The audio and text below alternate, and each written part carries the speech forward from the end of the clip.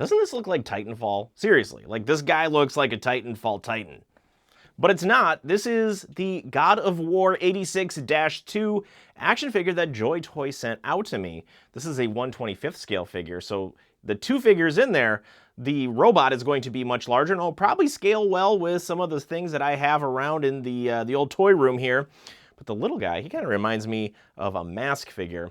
We're all getting ahead of ourselves, so let's get this out of the box and see what it's all about. And here it is. This is the robot. The little guy we'll get into a bit later.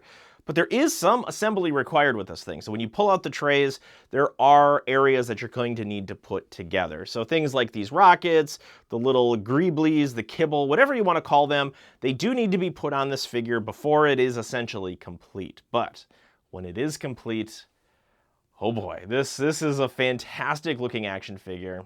We have all sorts of details on every square inch of this action figure.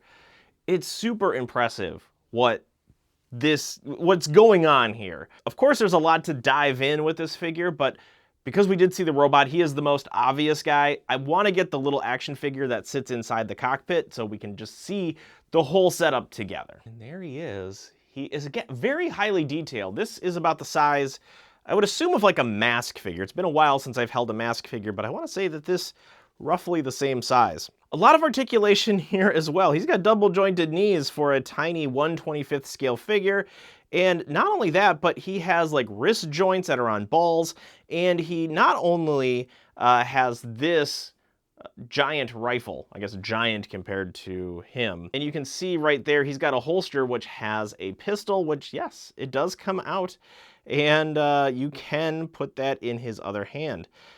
The holster does grab onto it very well, so I'm trying to be very careful, because if I feel like I drop this thing, it's going to be lost for a while, and I don't really want to be looking around like that one scene from Honey, I Shrunk the Kids where he's like hovering over the lawn with the magnifying glass. I don't want to be doing. So you can see here, now he's got his pistol in his hand, he's got his rifle in the other hand, and this will fit in the bigger robot. But right off the cuff, right out of the box, the attention to detail is so impressive. It jumps out at you compared to a lot of other action figures that we're seeing today, where you're like, it looks good, but if it just had a little bit of weathering here and a little bit of grime there and all this kind of stuff, these figures have it all figured out already. I'm guessing we could probably go above and beyond that for any sort of customizers or kit bashers, but for the majority of collectors, people like me who just enjoy a good action figure and can enjoy the intricate details that get put into them, this figure, this giant mecha robot is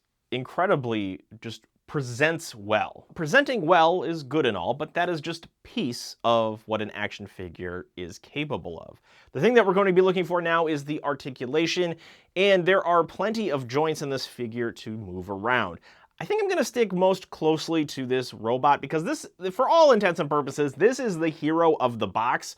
I think the tiny little pilot is just a consequence just to add more detail to it. We can, again, touch on the pilot a little more later, but for the most part, you're going to be noticing this big giant Titanfall-esque robot. And it does have chicken walker style legs, and they are double jointed. So you get a sense of just how well this thing can move. You can hear a little creaking and squeaking. They are tight, but they do move. To be honest, I have used action figures that are a lot more difficult to pose than this. And even though it does sound very unfortunate, oh, that's a crunchy sound, it feels okay. I don't get a sense that there's like any sort of stress going on. I think it's just a little too tight when the foot was put on. Now in the box, when I was assembling the few features together, it did mention that if things were tight, too tight, that you could use some heat on it. So I think they are aware of the joints just being maybe a little too tight when it comes out of the box. So if you're having trouble or if that creaking is worrying you, you can always just use a bit of a hairdryer and get the figure all warmed up. He doesn't quite do the splits, but I say for a robot, that's pretty good. And with the creaky ankle movement, he could legitimately stand in this pose. Very, I would say, anime, over-the-top, exaggerated pose. But there are some cuts around the upper thigh, so you can swivel out the legs. I mean, as you see that I'm playing with this guy, he does have a great range of movement. Oh, What's going on there? So it looks like the arm got a little out of its socket because it came forward too far. Yeah, so what I'm noticing here is that the arm, when it butterflies too far forward, it can unhinge or unplug from the socket where the arm is sitting. Now, I just had to kind of squeak it back in, and it seems to be okay. I just have to know for next time that if I go too far, I could potentially rip the robot's arm out. Hands, there are swappable hands. They are on ball joints. The hand has the accepting piece of the ball joint, which is a little different. It's something that I've noticed that the Warhammer action figures from JoyToy also do. It just must be a signature of their manufacturing style. And then the one piece that when I assembled it has always been loose, and I can't quite figure out how to make this a little tighter, is this rocket launcher right here. It just kind of wobbles back and forth, and the way that these sit in there, they are pegged in, but if I go too far forward, I would worry about them falling out eventually. Everything else, though, is well socketed in. You can make some micro adjustments to things like the thrusters on the back. I'm assuming these are thrusters. And then, again, on the back of this, we didn't cover this, but it has like this arm. It's a utility arm of some kind that I'm guessing can either hold things, it can repair things, I don't know. But just in my mind, it seems like it's not the main arm, but it probably does something utility-wise that would be helpful to the pilot or the driver. Now, what I'm astounded by as I look over this figure is just how much attention to detail is.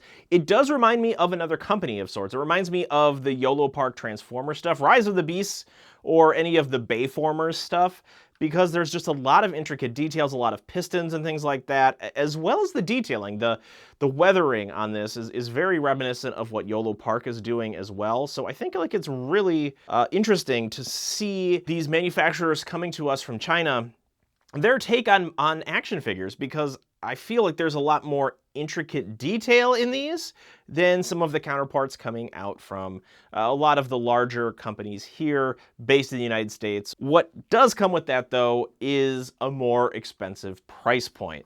So this figure here is not cheap. He's around $70-ish, but when you consider what you get in the box, you get a bunch of hand swaps, you get a bunch of accessories that you can kind of assemble on the figure.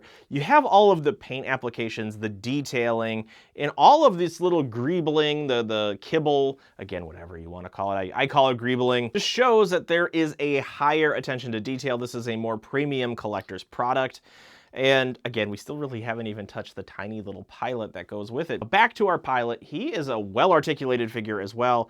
He's got arms that have a single joint, he's got the ball hands, he's got double-jointed knees, and this vest, this little piece right here, is able to remove, from what I'm looking at, it just kind of tabs on in the back. So if you were very careful, you could remove this and have him be a more plain or civilian-style character.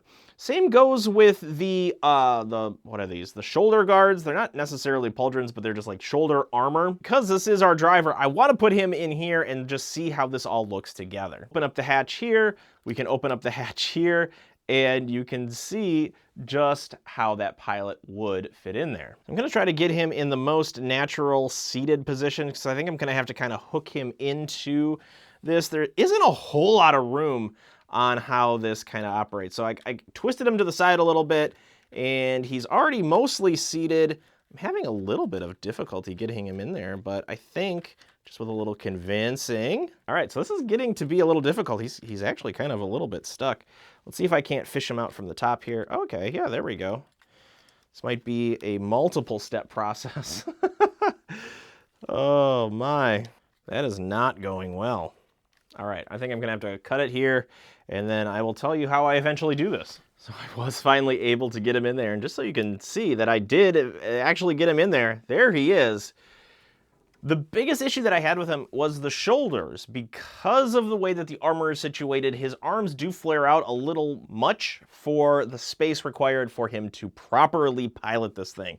So what you have to do is you have to bring him in there, and then you kind of have to fish him up through the helmet so that everything just kind of gets drawn up the pilot seat, because the figure starts to slide down because of gravity, and then you have to close this gate pretty quickly. there he is. He's in there. I guess the question is, do I want to take him out? I think yes, because it feels like the proper way to display this is having them work in unison, work in tandem, not necessarily having the guy inside the cockpit piloting him the whole time. Oh, there, one of these just went out. Like I was worried about that one time. So let's see how easy this guy is to remove. And yes, we're having similar issues of getting him out. It's all due to the shoulders, but I know the trick. So there he is. He is free from his, well, it's not really a prison. He's supposed to be sitting in there, but sometimes it kind of feels that way. Clearly seen some issues with this figure. Are they enough, though, that make this a bad figure? I don't think so. I think there's enough other stuff going so right with this that I think those minor things like a socketed rocket falling out or having one of the action figures be a difficult fit inside the cockpit, which, again, you wouldn't necessarily associate roominess with a mech pilot like this, but it is a little highlighted and it is fiddly to get him in there. And if I would have to associate this figure, even though it's like an independent thing from what I can tell, it would be Titanfall as well as Mask, because we do have that pilot that sits in there in a really cool I guess vehicle. The vehicle in this case being the robot. So what do you zero in on? What do you focus on? Because there's just so much to look at and so many areas to talk about. While I did notice flaws with this action figure, what I do want to say is that just how impressed I was overall with it. The faults, while I was able to point them out and we experienced them together on some level with the shoulder just kind of falling out of his arm, it was an easy fix. And you put it back and everything is right in the world for this God of War 86-2 figure. And I don't even know if that's how you say the actual name of the thing. This is definitely a showpiece. This is something that people will notice on your collection shelf. And the cool thing is it moves. It articulates really well. Typically what you find with very detailed figures like this is that they become a statue, or that's how they're manufactured. Because then you are afforded the ability to put in those details, put in those touches that you normally wouldn't because you're not worrying about articulation. Here they've done both. If you're looking for that style of figure where you don't have to go in and make modifications and weather it and stuff like that, if that's kind of your jam, you might already be 90% of the way there if you pick up an action figure like this. Now there are others in this line and it would be super awesome to see them all lined up. So I hope to have more of these in the future for you because I think there's really good things happening here. They have started from a very strong place and just taking care of those few issues that we've noted along the way here could really improve this if it continues down in future waves. This is the second toy from JoyToy that I have gotten the pleasure to review. First one being a Warhammer 40K figure, now this one. They are both extremely detailed. They are both well articulated. Like I mentioned earlier, it does come at a price, but whether or not that price difference will be as stark in the future, I don't know, because we're starting to see toy prices increase and increase as production starts to limit. I like this one, and it's going to display really well. So if you have any questions about this, please leave it in the comment section. And if you like action figures, if you like collectibles and pop culture and blasters, those are all things action related. Be sure to follow along. Be sure to hit that like, subscribe. I don't know, whatever it takes to get more videos like this. But that's all I know about the God of War 86-2. Thank you so much for watching. We'll see you next time.